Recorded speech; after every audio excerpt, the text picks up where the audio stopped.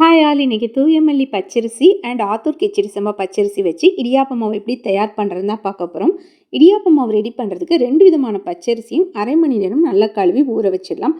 அதற்கு பின்னர் பார்த்திங்கன்னா 3/4 இந்த மாதிரி காஞ்சி வந்ததுக்கப்புறமா மிஷினில் கொடுத்துட்டு நீங்கள் ஈர அரிசியாக அரைச்சி எடுத்துகிட்டு வந்துடலாம்.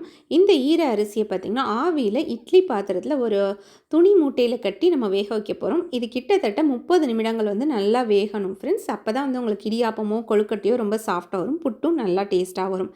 இது வந்து ஒரு தலைவாணி உரையிலையோ ஒரு துணி பையிலையோ இல்லை லேசான காட்டன் கிளாத்லேயோ சுருட்டி நம்ம இந்த மாதிரி ஆவியில் வேக வச்சுக்கலாம்.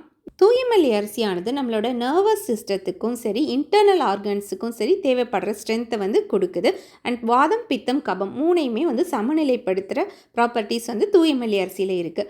ஆத்தூர் கிச்சடி சம்பா பார்த்திங்கன்னா விட்டமின் டி, கால்சியம், அயன் மூணுமே ரிச்சாக இருக்குதுன்னு சொல்லலாம். இப்போ உங்களுக்கு மாவு வெந்துருச்சான்னு எப்படி செக் பண்ணுறதுனா, ஒரு பூரிக்கட்டை வச்சு நீங்கள் தட்டி பார்க்கும்போது அது நல்லா ஹார்டாக இருக்கணும். ஹார்டாக இருந்து நல்லா வாசனை வந்துருச்சு அப்படின்னா உங்களுக்கு மாவு வெந்துருச்சுன்னு அர்த்தம். இப்போ நம்ம வேக வச்ச மாவை சூடாக இருக்கும்போதே பார்த்திங்கன்னா நல்லா கட்டிகள்லாம் உடச்சி விட்டுட்டு நல்லா சலிச்சு எடுத்துக்கிடணும். அப்போ தான் உங்களுக்கு கட்டிகள் வந்து நல்லாவே உடைப்படும். அப்படி இல்லைன்னா நிறைய மாவு வந்து உங்களுக்கு வேஸ்ட் ஆகிடும். இந்த மாதிரி நீங்கள் கட்டிகள்லாம் எடுத்து விட்டுட்டு நல்லா ஒரு 1 டே ஃபுல்லாக நல்ல வெயிலில் வந்து காய வச்சு எடுத்துக்கிட்டோம் அப்படின்னா மாவு வந்து சூப்பராக ரெடி ஆகிடுச்சு. இப்போது இடியாப்பம் செய்கிறதுக்கு பார்த்திங்கன்னா ஒரு பேனில் தண்ணி சுட வச்சுட்டு அதில் நல்லெண்ணெய், உப்பு இதெல்லாம் ஆட் பண்ணிவிட்டு நல்லா தண்ணி கொதிக்கவும் நம்ம ரெடி பண்ணி வச்சுருக்கிற மாவை சேர்த்து நல்லா இது மாதிரி மிக்ஸ் பண்ணிகிட்டு இருக்கணும். நல்லா மாவு வந்து வெந்து இது மாதிரி திரண்டு வரும். இந்த மாதிரி ஸ்டேஜில் வந்து நீங்கள் ஆஃப் பண்ணி இதை நல்லா கூல் டவுன் பண்ணிக்கலாம். நல்லா கூல் டவுன் பண்ணதுக்கப்புறமா நீங்கள் இடியாப்பம் பிழிகிற அச்சியில் வந்து இடியாப்பம் பிழிஞ்சு எடுத்துக்கலாம். அதே மாதிரி பிடி கொழுக்கட்டையும் செஞ்சுக்கலாம், மூடு கொழுக்கட்டை எது வேணாலும் நீங்கள் செஞ்சுக்கலாம். இந்த மாதிரி மெத்தடில் நீங்கள் இடியாப்பம் செய்யும்போது காலையில் 8 மணிக்கு செஞ்ச இடியாப்பம் கூட நைட் 8 மணி வரைக்கும் அவ்வளோ சாஃப்டாக இருக்கும். ட்ரை பண்ணி பாருங்கள் இந்த மெத்தட்.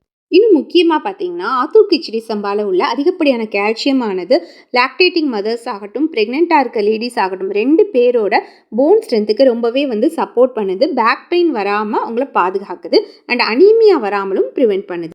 தூயமல்லியும் ஆத்தூர் கிச்சடி சம்பாவும் நரம்பு மண்டலம் மற்றும் தசை மண்டலத்தை ஸ்ட்ரென்தன் பண்ணுறது மூலமாக மோட்டார் ஸ்கில்ஸ் வந்து குழந்தைங்களுக்கு டெவலப் பண்ணுறதுல ரொம்ப முக்கியமான பங்கு வகிக்குது. தை மாதம் பார்த்திங்கன்னா நிறைய விதமான பச்சரிசிகள் பாரம்பரிய அரிசி வகைகளில் கிடைக்கும். இந்த மாதிரி கிடைக்கிற பச்சரிசிகளை வாங்கி இது மாதிரி ஆரோக்கியமான இடியாப்பம், புட்டு மாவு வந்து செஞ்சு வச்சுக்கிட்டீங்க அப்படின்னா ஒரு 6 மாதத்துலேருந்து 8 மாதம் வரைக்கும் நீங்கள் தாராளமாக ஆரோக்கியமான உணவை வந்து சாப்பிட்டுட்டு வரலாம்.